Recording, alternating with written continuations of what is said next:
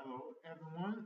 This is John Jenkins again, and I wanted to talk about something that is very important this year, and of course, I mean the candidacy of Donald Trump for president. And a lot of people, especially people on the right, are completely bamboozled. They have absolutely no understanding of what creates the success of Donald Trump as a presidential candidate.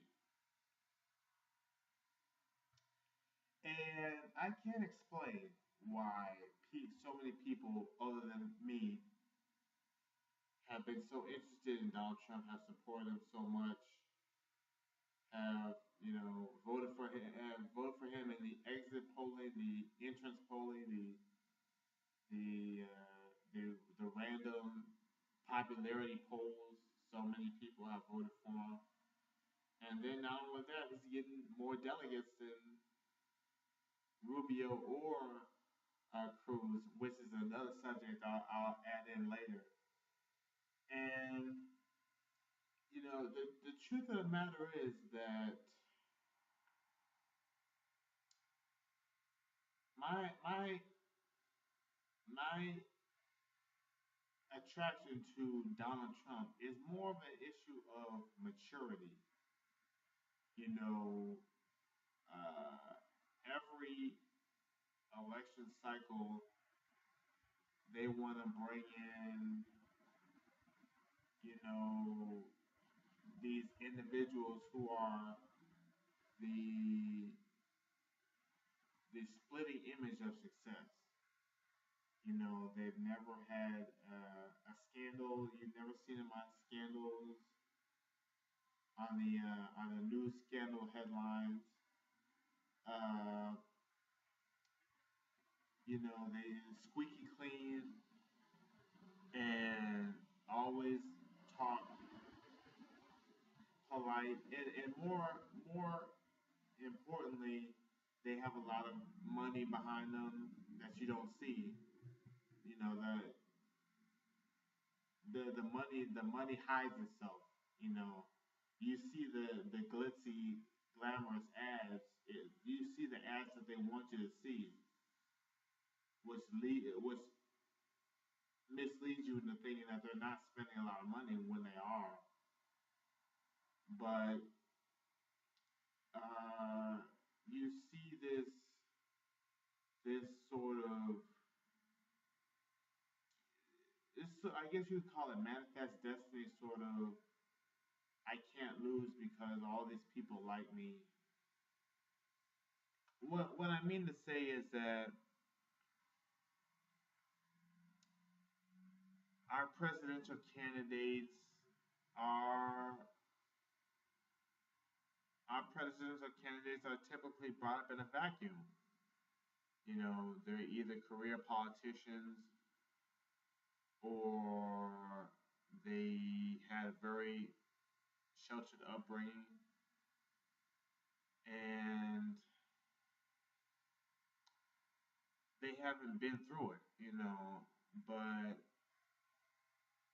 Donald Trump is a quintessential American. I mean, he's been through four bankruptcies, you know, um, and he the important part is that he didn't give up. We I mean, people like myself and myself in particular, I'm no longer in that mode. I'm no longer thinking in that way, which says that you know I'm no longer thinking in that way, which says that you can never have hardship in your life and still be successful. I'm no longer thinking that way and to believing that being successful means never having hardship, you know, or that being successful means that you never fail at anything. That's not true. Being successful means the true meaning of success is that you have the freedom to fail. That's the true meaning of success. You have the freedom to try and not succeed. If you can try something and not succeed and you can still eat the next day, then you are successful. So, Donald Trump can try steaks, his own line of steaks, his own wine, his own real estate company, his own commercial real estate company, or residential real estate company. His own airline, I believe he started his own airline. So, being successful in life is not about everything you do is successful. There's a lot of things that, Bill Gates has done that have not been successful. I can't list them, but there have to be some, because in the business world, you're always going to have things that you're not successful at. But the difference between successful people and unsuccessful people is that successful people are allowed. I got some Oreo cookie. I was eating Oreo cookies today, and I got some Oreo on my lip. Anyway, the difference between successful and unsuccessful people is that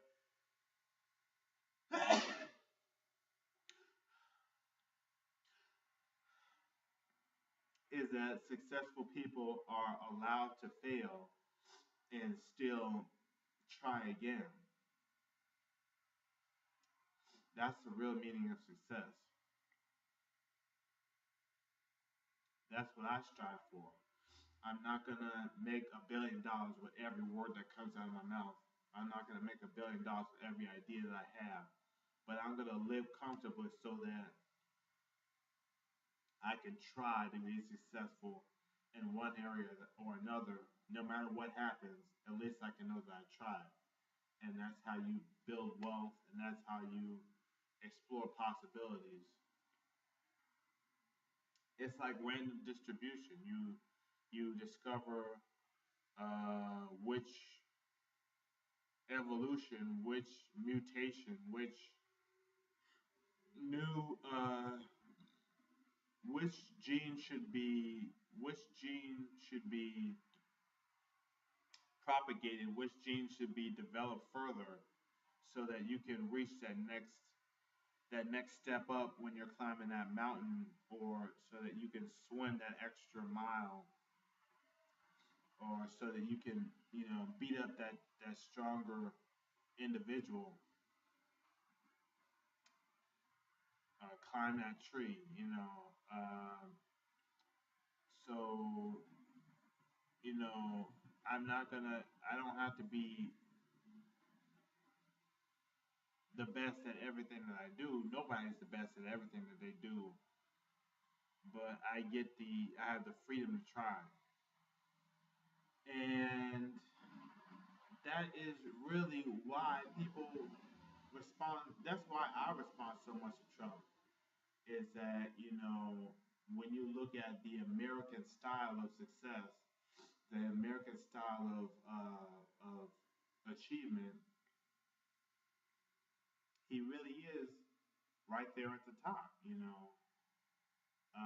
Mitt Romney. I mean, when Mitt Romney was running for president, it was like, I mean, yeah, we get that he has a lot of money, but he, he was like, the guy was in a test tube his whole life. So that's how do you know? How, if he can handle adversity, if he's been in a test tube his whole life, he's been sheltered. All the bad stuff he did was left out of the media. So he was sheltered. Uh, so that's really, I guess that's the way that I rationalize my support of Trump, is that he's been through the ringer and he came out even stronger for it. You know, but there's a deeper sort of connection that I have with Trump. Is that there's a deeper sort of connection. Every time he makes a point about something, every time he discusses things, you can he knows so much about so many things, and when he basically when he says things, you agree with him. Like, you know, everybody was vilifying him about saying we need to uh, ban Muslims from the United States. Everybody was vilifying him for saying that we need to uh,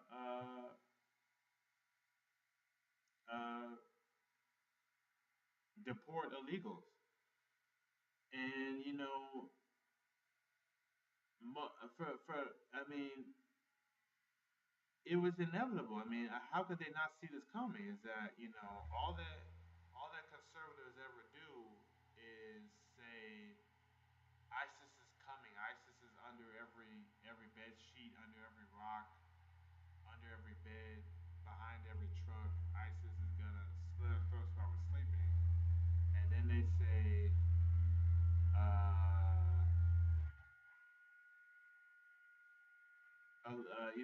illegals are taking all of our jobs and things of that nature. So how will they not see that this is the ultimate result of all their complaints and platitudes? And so, I mean, Trump is not the perfect candidate. There never will be a perfect candidate. Uh, you know, quite frankly, I would rather I would rather vote for poor people for president than rich people, quite frankly. But since the only way you can run for president is if you are rich, uh,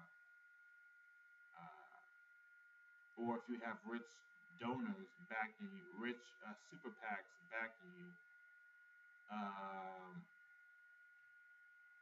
I just have to settle for what's being given.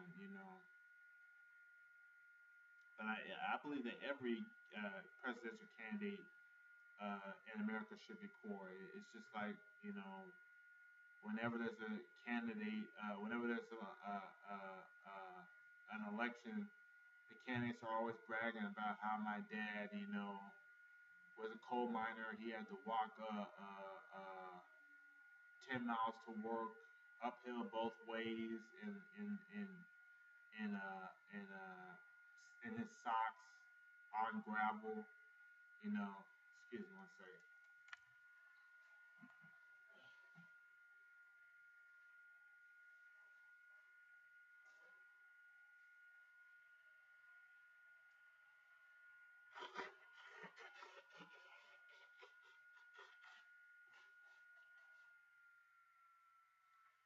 And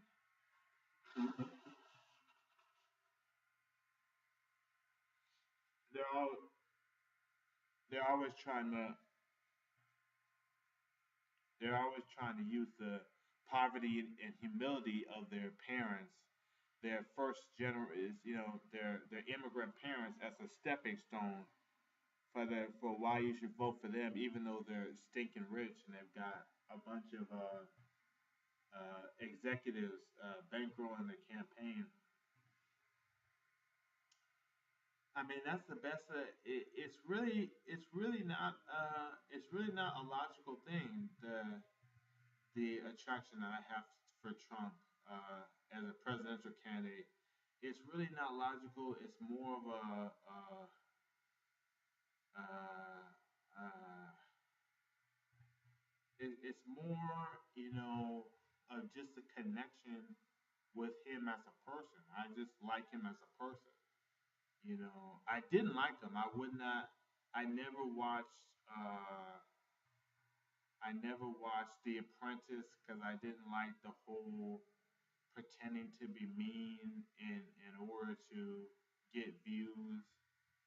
And I didn't. It was a reality TV show, and I didn't like reality TV. You know, um, and it wasn't a comedy show. So I never supported anything that Trump did. I never liked him at all, you know. But then I started to learn bits and pieces about him, you know. Um, I read, was it one or two? I think I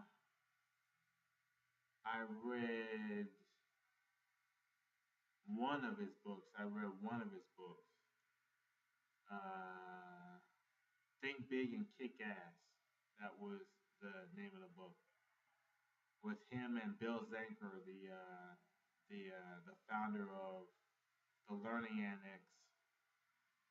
And Trump is a winner. He's not the richest person in the world. He's not the smartest person in the world, but he's definitely a winner, and much more so than Mitt Romney was. And it shows he appeals to people. You know. Uh, will he be president? I don't think so. I think Hillary has a much better shot than he does. But in any case, and that leads me to the second part, which is the competition. You know, I said that I've said in the past that any of the Republicans on the stage, Kasich, Jeb Bush, Ben Carson, Ted Cruz, Marco Rubio, uh, Chris Christie, even Louisiana Governor Bobby Jindal, Carly Fiorina. I've said that any one of them could have been an excellent president, much better than Hillary Clinton. But especially in the case of Ted Cruz and Marco Rubio, is the thing that people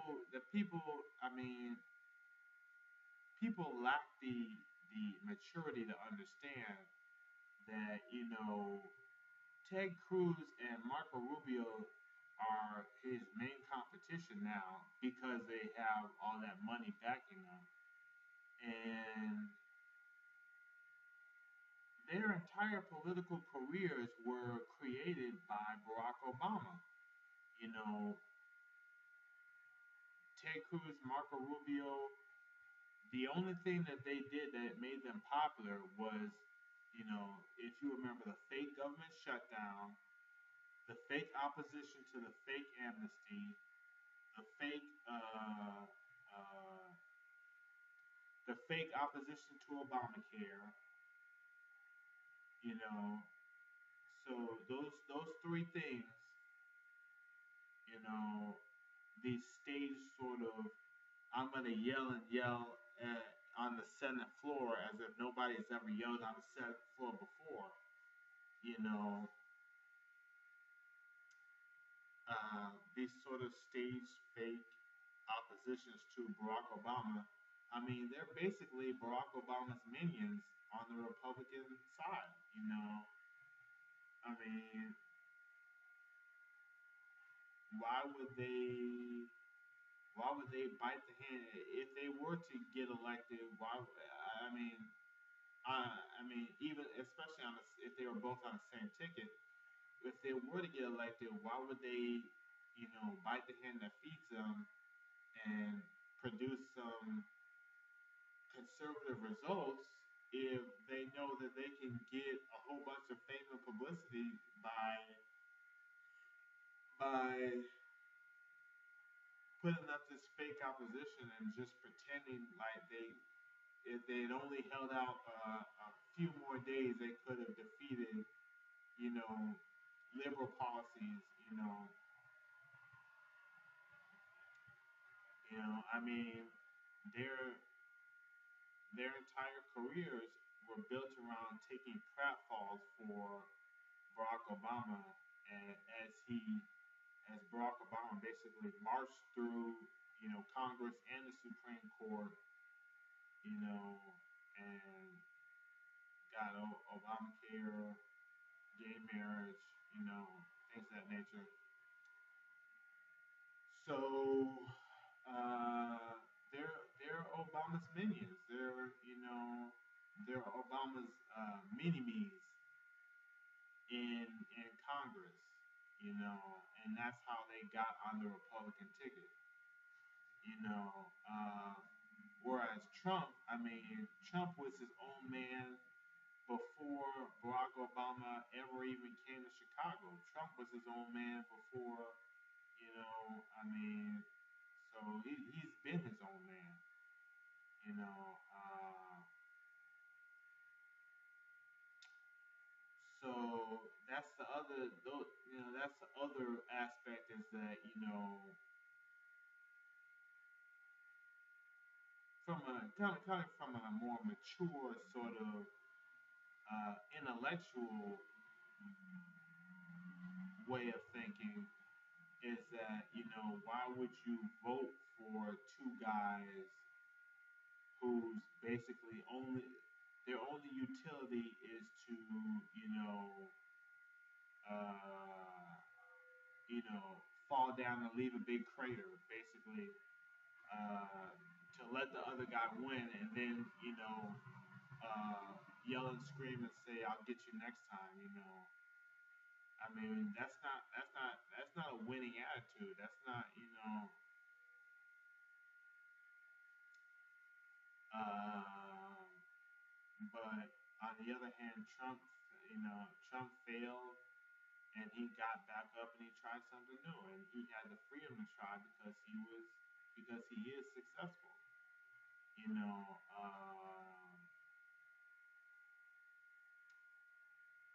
so that's explaining the Trump phenomenon. I mean, I'll never understand completely what it is that appeals to me about Trump. I mean, he really is like just the best just the best candidate available. He's not like I would never stump for Trump. Basically, I would never go out and canvass for Trump and campaign for Trump. I'm like if you're good enough, you should be able to just win. I'll vote for you, but that's it. So so he's not like this sort of magnificent, perfect candidate who's gonna, that was Barack Obama. He was the godsend candidate who was gonna revolutionize life for Black people, life for Americans. Yes we can. Stealing the slogan from La Raza in Chicago. He thought that was so slick. He took the slogan from La Raza in Chicago and you know build build himself as the first black presidential candidate, first black president. I'm sorry. Uh, you know, so it's but Trump is not the the perfect candidate, the once in a lifetime candidate. But it's just an opportunity it's a feather in your cap, to be able to say that a man like Donald Trump, who has been through ups and downs and who still came out on top, you know, a man like Donald Trump can be your presidential candidate, and the rest of the candidates are basically wet blankets. Hillary wants you to feel sorry for her, and Bernie Sanders wants to feel sorry for you. Uh, you know, Trump just wants to win, and I'll see if I can explain what the real reason is that I like Trump, in the future. I haven't quite captured it yet. I don't even really know yet. But I guess the only reason why I picked Trump was that it was a process of elimination. Cruz and Rubio were created by Obama, created to serve Obama's wishes. Carson kept lying and saying he was the first doctor to separate Siamese twins when there were 150 doctors working on that case. So he's certainly not the first doctor to do so. And then uh,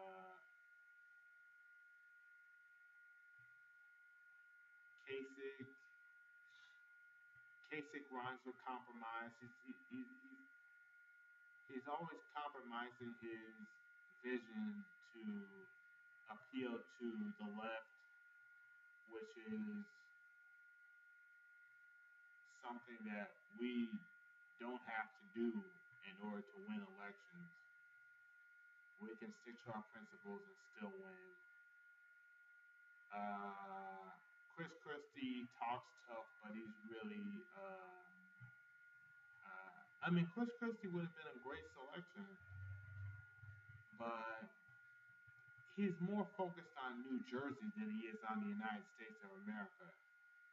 You know, and then Carly Fiorina was a failed CEO, not successful in her previous job. Um, Bobby Jindal, too religious.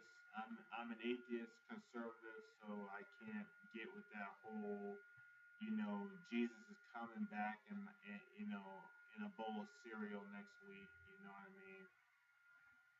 I can't get with that whole Christian outlook. So it was really just a process of elimination. Trump is just the only one who didn't fail the test. Basically, I mean, I've said before that the Republican Party should disband. I mean, because majority of Americans are liberal, even though more conservatives vote, which is why it's more even. Conservatives are more likely to vote, even though the majority of Americans are liberal, which is why it's been like Democrat, Republican, Democrat, Republican. But the majority of Americans are liberal, and as time goes on, America is going to get more and more liberal. Republicans cannot combat this. The only thing they can do is disband, and let two, let the, uh, the liberals and liberals fight over who's gonna get the bigger welfare check, uh, and double the national debt, uh, you know. So, well, that's been me trying to explain the Trump phenomenon. Let me know what you think. What's your reason for supporting Bernie Sanders or Hillary Clinton or Rubio or Cruz or Trump? You know, and who do you want for vice president? That's a good question. You know,